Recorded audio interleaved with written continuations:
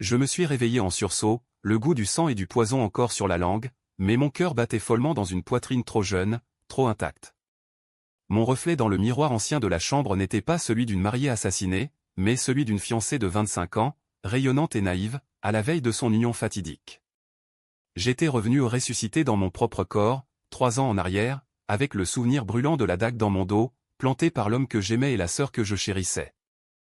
Le cri que j'étouffais dans ma gorge était un hurlement primal, un écho de cette nuit où le champagne avait tourné au fiel, où les rires de la noce s'étaient mués en silence mortel. Dieu, ou le diable, m'avait accordé cette seconde chance non pour guérir, mais pour trancher les gorges de ceux qui m'avaient saigné à blanc. Paris, la ville des amours éternels, m'avait trahi sous ses lumières cruelles. Mais cette fois, je ne danserai plus à son rythme. J'allumerai le feu. Fichier 1, SS1, mot, 1000. Les cloches de Notre-Dame sonnaient encore dans ma tête, un carillon funèbre qui refusait de s'éteindre. J'étais allongé sur le lit à baldaquin de l'hôtel particulier des Laurents, mes doigts crispés sur les draps de soie blanche, identiques à ceux qui avaient absorbé mes dernières gouttes de vie. L'air embaumait le jasmin et le Chanel numéro 5, ce parfum que j'avais tant aimé porter, ignorant qu'il masquerait bientôt l'odeur de la décomposition. Mon nom était Élise Moreau, et j'étais morte empoisonnée le jour de mon mariage avec Antoine de Vigny, un nom qui puait l'aristocratie rance et les secrets pourris. Je me redressai d'un bond, le cœur cognant comme un tambour de guerre. La chambre était telle que dans mes souvenirs, les rideaux de velours rouge sang, le portrait de ma mère au mur, ses yeux bleus accusateurs fixés sur moi. Élise, ma chérie, méfie-toi des serpents en costume 3 pièces, avait-elle murmuré avant de s'éteindre d'un cancer foudroyant. Si seulement j'avais écouté. 3 ans plus tard, où était-ce hier? Antoine et ma demi-sœur, Camille, avaient comploté pour m'éliminer. Pas par haine pure, non, par cupidité. Le vignoble familial en Bordelais, hérité de ma tante défunte, valait des millions. Un testament falsifié, un poison indétectable dans le toast nuptial, et voilà, Camille épousait Antoine, et il régnait sur les 7 millénaires. Mais j'étais revenu. Une seconde chance, un don maudit. Mes mains tremblaient en effleurant mon visage la police, sans les rides de la trahison. 25 ans. La veille du mariage. J'avais 24 heures pour altérer le destin. Je me levai, pieds nus sur le parquet ciré, et traversai la pièce jusqu'à la coiffeuse. Là, dans le tiroir secret, le flacon de laudanum que Camille m'avait offert pour les nerfs. Ironie du sort, c'était ce même poison, raffiné, qui m'avait tué. Je le saisis, le cœur serré d'une joie noire. Non, pas encore. La vengeance devait être lente, comme un vin qui mûrit en cave obscure. Un coup à la porte me fit sursauter. Élise, ma douce? C'est moi. La voix d'Antoine, suave comme du velours, mais je connaissais le venin dessous. J'ouvris, feignant un sourire radieux. Il entra, impeccable en chemise blanche, ses yeux verts pétillants de mensonge. Tu es pâle. Les préparatifs te stressent?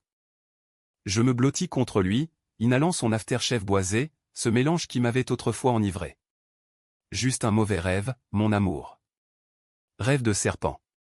Il rit, ce rire cristallin qui avait séduit tant de cœurs parisiens. Fils d'un banquier ruiné, Antoine avait gravi les échelons par des mariages opportuns et des lits discrets. Moi, fille d'un modeste professeur et d'une vigneronne bordelaise, j'étais son ticket pour la fortune. Ou du moins, le croyait-il. Viens, rentrons. Camille t'attend en bas pour le essayage final de la robe. Camille. Ma demi-sœur, fruit d'une liaison paternelle honteuse, élevée dans l'ombre de notre père mort trop tôt. Elle avait toujours envié ma beauté, mon héritage. À 18 ans, elle avait déjà couché avec mon premier petit ami, à 22, elle avait saboté mon stage chez Chanel. Et maintenant, elle ourdissait ma faim. Je descendis l'escalier en spirale, ma main dans celle d'Antoine, jouant la fiancée éperdue. La maison bruissait d'activité, fleuriste arrangeant des roses éternelles, traiteur testant des canapés au foie gras. Camille était là, dans le salon aux lambris dorés, sa silhouette svelte moulée dans une robe fourreau noire, ses cheveux blonds cascadant comme une cascade empoisonnée. Élise. Regarde-toi, une déesse. Viens, et c'est ça. Elle me tendit une coupe de champagne. Mes doigts se crispèrent imperceptiblement. La tentation de la renverser sur son visage était viscérale. Merci, sœurette. Je bus une gorgée, les bulles dansant sur ma langue. Pas de poison, pas encore. C'était demain, lors du toast. Tu seras ma demoiselle d'honneur, n'est-ce pas? Ses yeux s'assombrirent une fraction de seconde. Bien sûr. Rien ne me ferait plus plaisir. Mensonge. Dans ma vie précédente, elle avait ri en voyant mon corps convulsé, murmurant à Antoine, enfin, le vignoble est à nous. La journée passa en un tourbillon de futilité, essayage chez Dior, lunchon au Plaza Athénée avec la famille élargie. Antoine me couvrait de baisers volés, Camille de compliments acides. Mais sous la surface, mon esprit bouillonnait. Je devais vérifier le testament. Tante Marguerite l'avait rédigé en ma faveur, mais Camille l'avait falsifié post-mortem, avec la complicité d'un notaire corrompu, maître Duval. J'avais besoin de preuves. Le soir, seul dans ma chambre, je fouillais les tiroirs de mon bureau. Rien. Bien sûr, les documents étaient chez le notaire. Demain, après la cérémonie si je la laissais se dérouler. Non. Je changerais tout. Mais comment? Une confrontation directe? Trop risqué, ils étaient rusés, protégés par des avocats et des relations haut placées. Antoine siégeait au conseil d'une banque influente, Camille, mannequin raté, avait des amants dans les cercles politiques. Je m'assieds à ma table de nuit, un carnet neuf ouvert devant moi. Écrire pour clarifier. Objectif, détruire sans être vu. Étape 1, saboter le mariage publiquement, semer le doute. Une humiliation pour eux, comme ils m'avaient humilié. Mais ce ne serait que le début. Le vignoble, ce joyau en Bordelais, n'était pas qu'un tas de terre, c'était l'âme de ma famille, des cèpes plantés par mon arrière-grand-père, produisant un pomerol légendaire. Il l'avait vendu à des promoteurs chinois pour un pont d'or, bétonnant les vignes sous des condos de luxe. Je les verrais mendier avant la fin. Un bruit dehors. Je me levai, écartant les rideaux. La scène scintillait sous la lune, les lumières de la tour Eiffel clignotant comme un œil moqueur. Paris, ma traîtresse bien-aimée. J'avais grandi ici, dans ces rues pavées de rêves brisés. Orpheline à 16 ans, j'avais lutté pour un master en œnologie, rêvant de redorer le blason familial. Antoine m'avait courtisé avec des dîners au Fouquet's, des promesses de voyage en Toscane. Nous régnerons sur les vins du monde, ma Élise. Menteur. Je composai un numéro sur mon téléphone, celui de Louis, mon cousin éloigné, vigneron honnête en Bordelais. Il décrocha d'une voix ensommeillée. Élise? Il est minuit. Louis, écoute-moi. Demain, au lieu de venir à la noce, envoie-moi les copies du testament original de tante Marguerite. Par mail, sécurisé. Et prépare-toi, je reviens au domaine. Pour de bon. Un silence. Qu'est-ce qui se passe, cousine? Tu as l'air hanté. Disons que j'ai vu l'avenir. Et il est rouge comme le sang. Je raccrochai, un frisson me traversant. La nuit était lourde, oppressante. Je m'allongeai, mais le sommeil fuyait. Des flashs, mon corps s'effondrant sur la piste de danse, les invités horrifiés, Antoine feignant le chagrin, Camille sanglotant de crocodile. L'autopsie avait conclu à un arrêt cardiaque naturel. Le poison était indétectable, un dérivé rare du ricin masqué en allergène. À l'aube, alors que le soleil se levait sur les toits haussmanniens, je me préparais.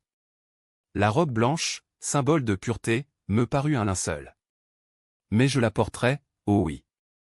Pour le spectacle. La basilique de Saint-Germain-des-Prés était bondée, politiciens en costume sur mesure, mondaines parées de quartier, journalistes de Vogue et Le Figaro guettant le scoop. Antoine m'attendait à l'hôtel, rayonnant, entouré de ses frères aigris. Camille, en vert émeraude, arborait un sourire de requin. Je marchais vers lui, voilé dans la lumière filtrée par les vitraux. Chaque pas était une promesse, je te hanterai, mon amour. Le prêtre entama la messe, ses mots latins un murmure hypnotique. Puis vint le toast, dans la salle de réception au Ritz. Les flûtes levées, les vœux murmurés. Antoine porta la sienne à ses lèvres. À Élise, ma muse éternelle. Je souris, et d'une voix claire comme du cristal, je dis, attends, chérie. J'ai quelque chose à ajouter. Tous les yeux sur moi. Je sortis mon téléphone, l'écran allumé sur les mailles de Louis, scan du testament original, signatures authentifiées, clause irrévocable me léguant tout. Chers invités, avant de trinquer à notre bonheur, sachez que mon fiancé et ma sœur ont comploté pour me voler mon héritage. Voyez vous-même. Un murmure s'éleva, puis un tonnerre de chuchotements. Antoine blêmit, sa flûte tremblant. Élise, qu'est-ce que... Une blague?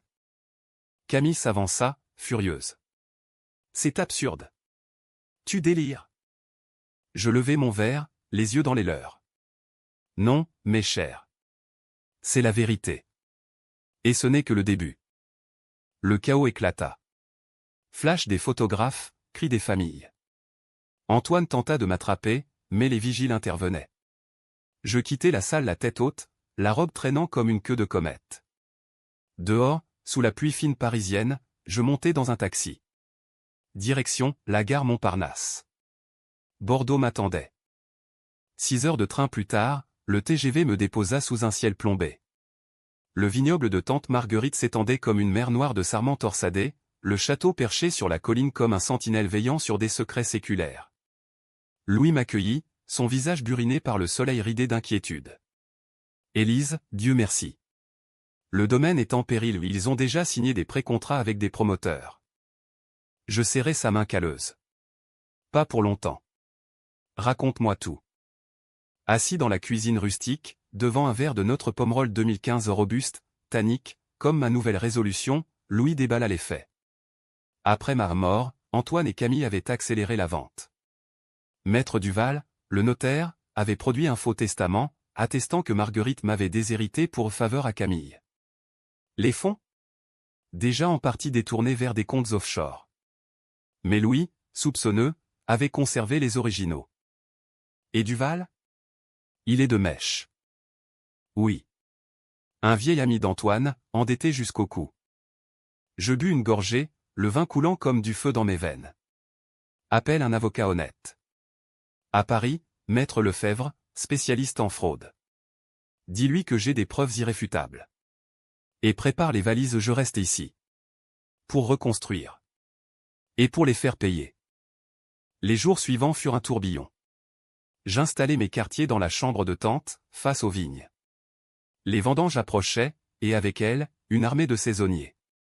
Je travaillais la terre, les mains dans la boue, sentant la renaissance en chaque CEP taillé. Mais la nuit, les cauchemars venaient, Antoine me suppliant, Camille hurlant des malédictions. Puis, les premiers coups de feu.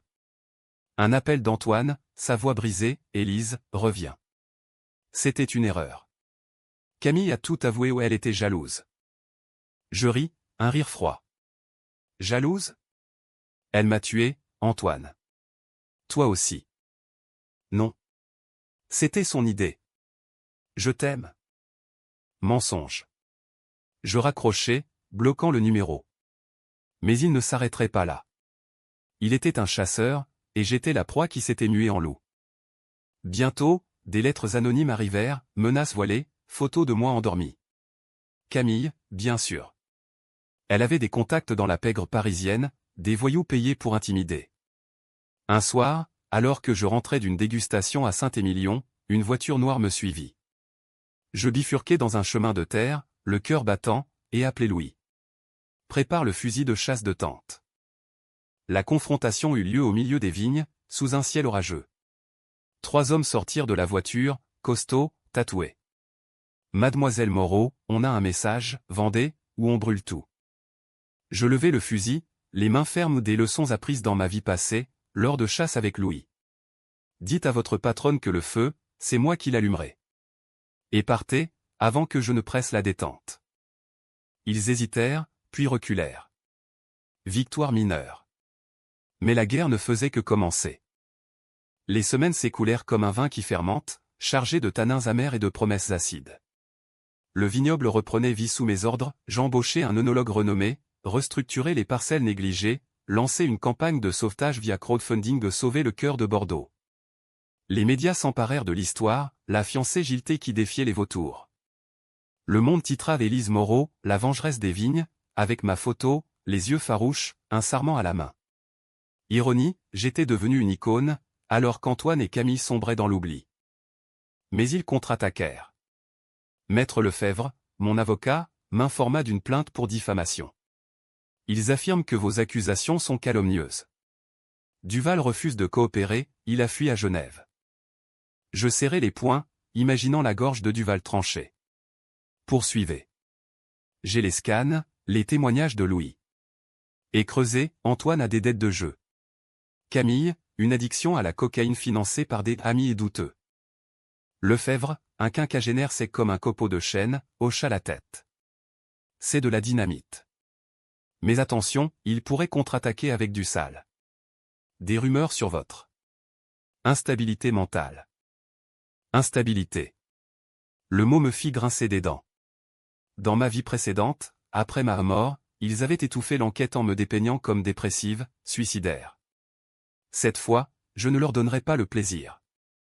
Je décidai de frapper le premier. Une visite à Paris s'imposait. Louis insista pour m'accompagner, son vieux Beretta glissé dans sa ceinture. Pas de risque, Élise. Ces gens sont des vipères. Le train nous ramena sous un ciel d'acier. À la gare, une limousine nous attendait aux courtoisies de Lefebvre. Direction, le cabinet de Duval, rue de Rivoli. Mais il était clos, pancarte fermée pour vacances. Des voisins murmurèrent, parti avec une valise pleine d'argent, le salaud. Prochaine étape, le domicile d'Antoine, dans le 16e arrondissement, un hôtel particulier hérité de son père. Nous garâmes discrètement, observant. À 18 h, Camille émergea, rayonnante malgré tout, un manteau de fourrure sur les épaules, un homme à son bras un député bedonnant, connu pour ses scandales. « Regarde ça », murmura Louis. « Elle chasse déjà ailleurs. » Je sortis, invisible dans la foule des passants. Je m'approchai, feignant une chute, renversant mon café sur sa jupe. « Oh, pardon !» Elle se tourna, furieuse, prête à cracher. Puis elle me vit. « Toi. Espèce de... » L'homme la retint. « Camille, qui est-ce » ? Personne. Une folle. Mais ses yeux trahissaient la peur. Je souris, essuyant le café de sa fourrure. Désolé, sœurette. Attention aux taches où elles ne partent pas toujours. Je m'éloignai, le cœur gonflé de triomphe mesquin. Ce n'était rien, mais c'était un avant-goût. Le soir, dîner avec Lefebvre au Procope, le plus vieux café de Paris. Autour d'un coq au vin fumant, il déroula le plan. On dépose une plainte pour faux et usage de faux. Avec les originaux, on gèle leurs actifs. Mais pour le meurtre, il faut des preuves physiques. Le poison. Je sais où il est, dis-je calmement. Dans la cave à vin d'Antoine. Un flacon étiqueté et expérimental ne pas touché. Il l'avait acheté sur le dark web, via un contact en Suisse. Lefebvre haussa un sourcil. Comment savez-vous ça ? Un mensonge fluide, un ami commun a parlé, après ma humiliation. En vérité, c'était le souvenir de ma mort, gravé dans ma chair. Nous raidîmes la maison d'Antoine à l'aube, mandat en main. Il était absent en fuite, paraît-il. Mais la cave était intacte, bouteilles millésimées alignées comme des soldats. Et là, sur l'étagère haute, le flacon. Analyse express, traces de ricin dérivé. Bingo. Les journaux s'enflammèrent, complot nuptial, le vin empoisonné de l'héritier de Vigny. Antoine fut arrêté à l'aéroport, en route pour Dubaï. Camille, interrogée, craqua partiellement, c'était pour le vignoble. Élise avait tout, moi rien. Rien. Elle avait eu mon amour, ma confiance. Et elle l'avait piétiné. De retour à Bordeaux, je supervisais les premières vendanges. Les raisins éclataient sous mes doigts, jus pourpre coulant comme des larmes de sang. Les ouvriers chantaient des airs occitans, et pour la première fois depuis ma renaissance, je sentis une paix fragile. Mais elle fut brève. Une nuit, un incendie. Pas accidentel, des traces d'accélérateur dans les cuves adjacentes. Une grange brûla, emportant une partie de la récolte. L'enquête pointa vers des pyromanes payés aux signatures de la pègre de Camille. Je jurai sur les cendres, ça s'arrête ici. Je volai vers Genève, seul cette fois. Duval vivait dans une villa au bord du lac Léman, protégé par des gardes suisses stoïques. Je m'infiltrai comme femme de ménage, faux papier en main à un tour appris dans un film, mais exécuté avec une précision mortelle. Dans son bureau, des dossiers, transfert bancaire d'Antoine, 500 000 € pour le faux testament. Et plus, preuve que Camille avait financé l'assassin via un escort boy, un certain Marco, qui avait livré le poison. Je photocopiai tout, laissant une copie anonyme à Interpol. En sortant, je glissai une note sur son bureau, le vin se venge. Élise. De retour, l'arrestation de Duval fit la une. Il chanta comme un canari, nom, date, montant. Antoine, en détention provisoire, tenta le suicide raté, bien sûr. Camille disparut, en cavale vers l'Espagne. Mais je n'étais pas satisfaite. La trahison était plus profonde. Dans ma vie passée, j'avais découvert trop tard, Antoine avait un enfant illégitime avec Camille. Un inceste caché, fruit d'une nuit d'ivresse adolescente. Le secret qu'il gardait, la raison ultime de mon élimination et l'héritier Moreau ne devaient pas naître, pour que leur bâtard règne. Twist dans twist, j'étais enceinte ce jour-là. Le poison avait tué mon enfant avec moi. La rage me consuma. Je pistais Camille via des contacts à un ex-amant jaloux, un hacker freelance. Elle se terrait à Biarritz, dans une villa louée sous faux nom. Je partis seul, un soir d'octobre pluvieux. La route sinueuse le long de la côte atlantique, les vagues se brisant comme des applaudissements moqueurs. Je garai à l'écart, escaladai le mur, le cœur un tambour de haine. Elle était là, sur la terrasse, fumant une cigarette, le regard perdu sur l'océan. Camille. Elle sursauta, laissant tomber sa clope. Élise? Comment? Tu es un fantôme. Presque. Ressuscité pour toi. Je m'approchai, un couteau de cuisine volé dans la sacoche au pas pour tuer, pas encore. Pour marquer. Elle recula, trébuchant contre la rambarde. Écoute, c'était Antoine. Il m'a forcé. Le bébé. Notre secret. Le bébé? Je ris, amer. Tu parles de celui que vous avez assassiné en moi. Ses yeux s'écarquillèrent. Quoi? Tu étais enceinte? Oui. Et vous l'avez pris. Comme tout le reste. La pluie s'intensifia, nous trempant. Elle pleura, supplia, pardon, Serette. J'étais jalouse. Papa t'aimait plus. Non. Tu es un monstre. Je la saisis, le couteau contre sa joue, traçant une ligne fine de sang. Ça, c'est pour le vignoble. Et ça. Une autre entaille, sur l'autre joue. Pour ma mort. Elle hurla, mais la mer couvrit le son. Je la laissai là, brisée, saignant. Pas morte, je n'étais pas eux. Mais marquée, à jamais. Le retour à Bordeaux fut un voyage introspectif, la voiture filant sur l'autoroute à 63 sous un ciel zébré d'éclairs. Le sang de Camille tachait encore mes mains, un stigmate que je ne l'avais pas avant d'atteindre le domaine. Louis m'attendait, lanternes allumées dans la cour gravillonnée. Où étais-tu? Les flics ont fouillé partout aux disparitions de Camille signalées. Je descendis, impassible. Elle est en vie. Brisée, mais vivante. Et bientôt, en tôle. Il ne posa pas de questions. Les paysans comme lui savent qu'enterrent les ombres. Nous bûmes ce soir-là un vieux sauterne, sucré comme le pardon refusé, et je lui confiai le secret de ma renaissance. Je suis morte, Louis. Et revenue pour laver l'honneur. Ses yeux s'embuèrent. Tante Marguerite le savait. Elle m'a dit une fois, le sang des Moreau coule éternel, comme le vin. Peut-être que c'est son esprit qui t'a ramené. Peut-être. Ou la malédiction d'une lignée trahie. Les jours suivants, l'enquête s'emballa. Grâce au dossier de Duval, Interpol relia Camille à Marco Lescorte, un Sicilien aux multiples casiers. Il fut appréhendé à Nice, chantant pour sauver sa peau, c'était la blonde qui a payé. 50 000 € pour le jus spécial. Le jus le poison.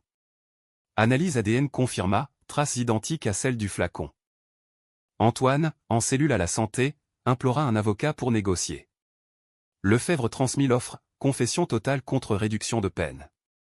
Je refusai. Qu'il pourrisse. Mais la vengeance a un prix. Les cauchemars s'intensifièrent, non plus ma mort, mais celle de l'enfant fantôme, un garçon aux yeux verts comme son père, tendant les mains vers moi. Je me réveillai en sueur, courant aux vignes pour hurler dans le vent. Le domaine prospérait, la récolte sauvée attira des acheteurs italiens, des critiques de decanters, mais intérieurement, j'étais un tonneau fêlé, le vin de rage suintant par les fissures. Puis, la décision controversée. Lefebvre m'avertit, pour clore le dossier, il faut un témoignage oculaire. Quelqu'un qui a vu le complot se nouer. Je savais qui. Sophie, la gouvernante des Laurent, fidèle mais terrifiée. Dans ma vie passée, elle avait assisté à la livraison du poison, feignant l'ignorance par peur de perdre son emploi. Je l'appelais, la voix douce comme du miel empoisonné. Sophie, souviens-toi de la noce. Tu as vu Camille verser quelque chose dans le seau à glace. Silence. Puis un sanglot. Mademoiselle Élise. C'était horrible. Mais ils m'ont menacé. Viens à Bordeaux. Testifie. Et je te protège à un poste ici, à vie.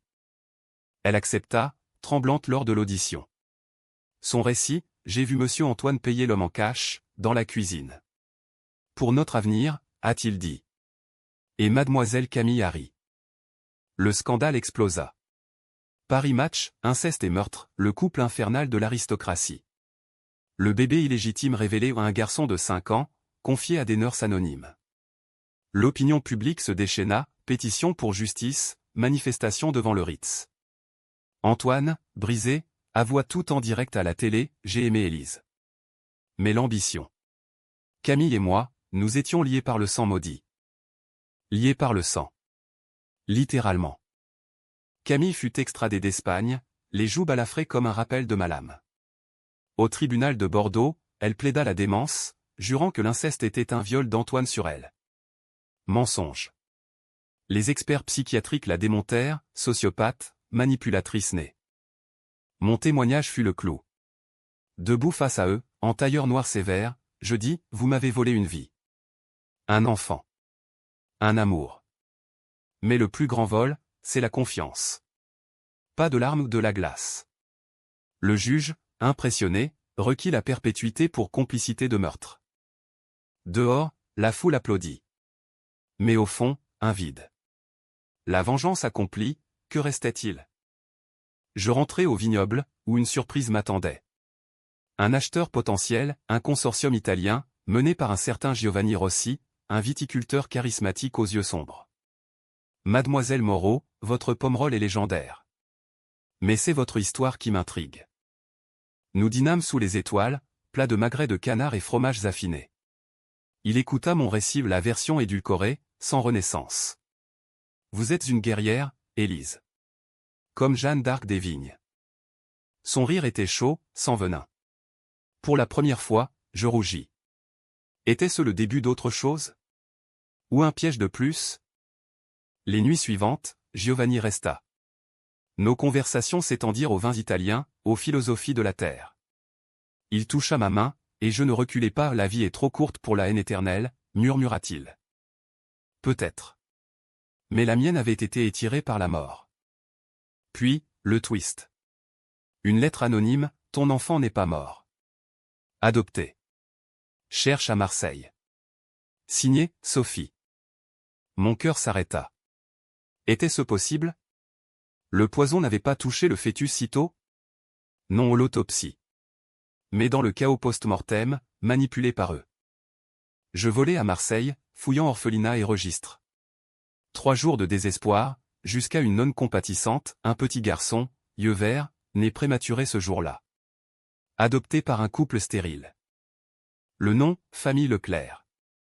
Adresse, un quartier modeste des Calanques. Je frappai à la porte, tremblante. Une femme ouvrit, quarantaine douce. Oui.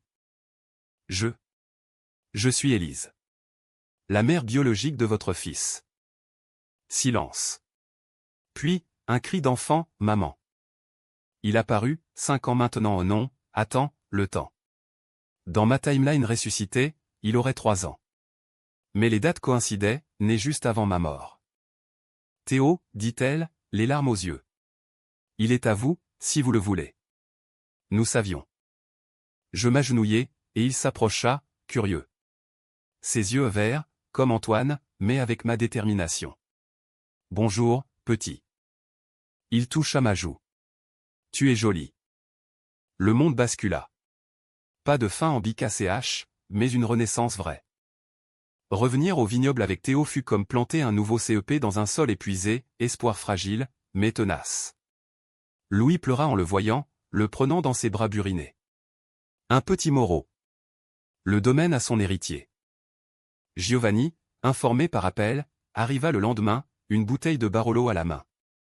Élise, c'est miraculeux. Ses yeux brillaient, non de pitié, mais d'admiration. Nous marchâmes dans les allées, Théo trottinant entre nous, ramassant des cailloux comme des trésors. Pour la première fois, je vis l'avenir non comme une vendetta, mais comme un millésime à vinifier. Pourtant, les ombres persistaient. Les procès traînaient, appel d'Antoine, qui jurait paternité et réclamait des droits sur Théo. C'est mon sang. Élise, tu ne peux pas me le voler. Son avocat, un requin aux dents limées, argua, Monsieur de Vigny est réformé. Il veut juste voir l'enfant. Réformé? Un mois en thérapie, après son suicide raté. Je ris lors de l'audience. Il veut le vignoble via l'enfant. Bloquez-le. Le juge, une femme au regard d'acier, trancha, interdiction de contact. Antoine hurla en sortant, menotté, tu paieras, Élise. Le sang appelle le sang. Camille, elle, se mua en victime. Interview larmoyante à elle, ma sœur m'a mutilé. J'étais abusé, fragile. Les cicatrices sur ses joues? Auto-infligées dans un moment de crise. Mensonge. Mais l'opinion fluctuait, des féministes la défendaient, criant à la vengeance patriarcale. Décision controversée, je contre-attaquai via les tabloïds. Un dossier anonyme le mien sur son addiction, ses orgies avec le député. Photos volées, témoignages des scores. Voici titra, la demoiselle d'honneur dévoilée, vice et vengeance. Scandale. Le député démissionna, Camille perdit ses soutiens. Mais le vrai coup vint de l'intérieur. Théo, cet ange aux yeux hantés, fit des cauchemars, le méchant papa veut me manger. Antoine avait-il tenté un contact? Sophie confirma, un appel masqué à la famille adoptive, des promesses d'argent. Je renforçai la sécurité, caméra, garde. Giovanni offrit ses ressources, sa famille contrôlait un empire viticole en Toscane. Mariage d'affaires? Ou plus? Je hésitais. La confiance était un vin rare, après tant de cuvées aigres. Mais une nuit, sous les étoiles, avec Théo endormi entre nous, je l'embrassai. Plus. Notre union fut discrète, une cérémonie à la mairie de Bordeaux, puis un banquet au domaine. Vin coulant à flot, invités triés sur le volet Lefebvre, Louis, Sophie. Pas de blanc, seulement du rouge profond. Théo porta les alliances, fier comme un petit prince. Pourtant, la lune de miel fut amère. À Florence, dans la villa des Rossi, un appel, Élise, c'est Marco. Je suis en liberté conditionnelle. Camille m'a payé pour finir le boulot. Mon sang se glaça. Où? Elle est à Paris. Plan, t'as tiré là-bas, accident de voiture. Je raccrochai, prévenant Interpol. Piège tendu. Camille mordit, elle envoya un mail faux, réconciliation, serette. Café au Ritz. Les flics l'attendaient. Arrestation en direct, diffusée sur BFM. Elle hurla, c'est elle qui m'a coupé. Sorcière. Fin du chapitre. Peine confirmée, 20 ans ferme. Avec la paix revenue, je me consacrai au domaine. Théo grandissait, apprenant à vendanger, à distinguer les cépages. Maman, pourquoi le raisin pleure du jus rouge? Parce qu'il a une histoire, mon chéri. Comme nous. Giovanni et moi développâmes une ligne de vin, Renaissance, un blend audacieux de Bordeaux et Toscane. Succès immédiat et export en Asie, prix à Vinitalie. Le vignoble, sauvé, devint un modèle éco-responsable, vigne bio, énergie solaire. Mais un dernier fantôme. Antoine, libéré sur parole après 10 ans pour bonne conduite, tenta un pèlerinage. Il apparut aux grilles, vieilli, chauve, les yeux creux. Élise. Juste voir le garçon. Les gardes l'arrêtèrent. Mais je sortis, seul. Pourquoi? Pour me racheter. J'ai tout perdu. Toi, Camille, elle s'est suicidée en cellule, l'an dernier. Un choc. Camille, morte? Par pendaison, paraît-il, laissant une note, Élise gagne toujours. Je sentis une pointe de regret, pas pour elle, pour l'enfant en moi que nous avions tous tué. Va-t'en, Antoine. Ton sang n'appelle plus ici. Il partit, silhouette brisée dans le crépuscule. 10 ans plus tard, le vignoble fleurissait comme un phénix. Théo, 13 ans, un adolescent leste aux boucles châtaines, pilotait le quad entre les rangs, assistant aux assemblages. Maman, ce millésime sera légendaire. Plus tannique que le 2025. Je souris, essuyant la sueur de mon front. À 35 ans, j'étais une femme accomplie, veuve de la haine, épouse d'un amour toscan. Giovanni et moi avions eu une fille, Isabella, 4 ans, une tornade au rire cristallin. Le domaine s'étendait désormais sur 50 hectares, partenariat avec les Rossi florissants. Mais la vengeance, cette vieille maîtresse, chuchotait encore. Antoine avait refait surface, un livre-mémoire, Le poison de l'amour, best-seller trash. Il y dépeignait Camille comme victime, moi comme mégère. Élise m'a volé mon fils, par jalousie maladive. Théo le lut en cachette, me confrontant un soir, c'est vrai, maman? Il est mon père? Mon cœur se serra. Biologiquement, oui. Mais un père protège. Lui détruisait. Je veux le voir. Pour comprendre. Décision déchirante. Contre l'avis de Giovanni, il te entra encore, j'acceptais une rencontre supervisée, dans un café neutre de Bordeaux. Antoine arriva, vieillard prématuré, canne à la main. Théo, raide, le toisa. Pourquoi tu as fait ça à maman? Antoine baissa les yeux. La faiblesse, fiston. L'argent. Mais je t'aime, à ma façon. Théo secoua la tête. Trop tard. Il se leva, me rejoignant dehors. C'est un fantôme, maman. Comme tu disais. Soulagement. Fermeture du cercle. Pourtant, le vrai twist vint d'ailleurs. Une analyse ADN de routine pour un projet généalogique du domaine révéla, Théo n'était pas d'Antoine. Erreur? Non. Le labo confirma, paternité impossible. Antoine stérile, un accident d'enfance. Stupéfaction. Qui, alors? Un flash, la nuit avant la noce, une fête d'enterrement de vie de garçonne, un flirt innocent avec un charmant sommelier, Pierre, rencontré à une dégustation. Oublié dans le tourbillon. Je le pistais, devenu chef caviste à Lyon. Marié, 2 enfants. Je l'appelais, anonyme d'abord. Puis, Pierre, souviens-toi d'Élise Moreau. Paris, 2015. Silence, puis, la beauté du vin. J'ai su pour le scandale. Tu vas bien? Mieux. Et Théo? Il est de toi. Choc mutuel. Rencontre, café lyonnais, émotion brute. Je n'ai jamais su. Mais si tu veux, je suis là. Pas pour perturber, pour ajouter. Théo l'accueillit, curieux. Une amitié naquit, pas un remplacement. Pierre devint l'oncle du vin, visitant pour des leçons de dégustation. Giovanni rit, la vie est un cuvage imprévisible. Plus de twist que de tanin. Le domaine prospéra, Renaissance devint un label mondial, documentaire sur Netflix, de la trahison au triomphe. Je devins conférencière, racontant mon histoire sans la Renaissance, un secret pour moi seul. Un soir d'été, vendange achevée, nous fêtâmes autour d'un feu de camp. Théo jouait de la guitare, Isabella dansait, Pierre et Louis trinquent. Giovanni me serra, tu as gagné, Élise. Pas par le sang, mais par la vie. Je levai mon verre, le pomerol scintillant au feu. À la vengeance accomplie. Et aux secondes chances. Paris s'éloignait, un souvenir fané. Ici, dans les vignes éternelles, j'avais forgé un empire. Pas de bic ACH, mais un cohu âpre, comme un grand cru, complexe, résistant, immortel.